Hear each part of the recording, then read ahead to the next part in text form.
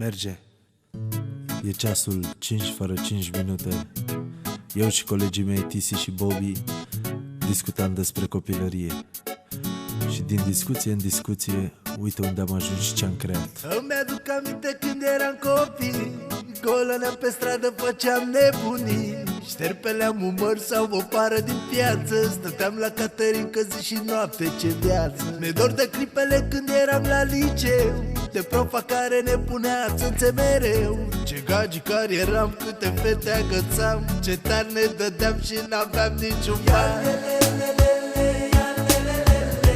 Ce frumoase sunt amintirile, fac parte din viața mea și a ta. Ce frumoase sunt amintirile, fac parte din viața mea și a ta.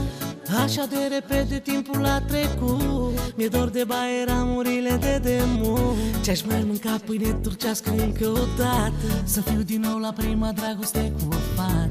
A sta din nou pe gard în fața blocului, de o miuță cred că e dor oricum. Mă striga mama, nu vroiam să intru în casă. Am fost cu toți copii și am dus o viață frumoasă. Ce frumoase sunt amintirile, fac parte din viața mea și a ta. Ce frumoase sunt amintirile, fac parte din viața mea și a ta. Mi-e dor de vremea când umblam cu cheia la gât, de prima bicicletă cumpărată din târg, și pe o gumă turbo aș da orice deliciu. Sunt norocos că mi-am făcut orice capriciu.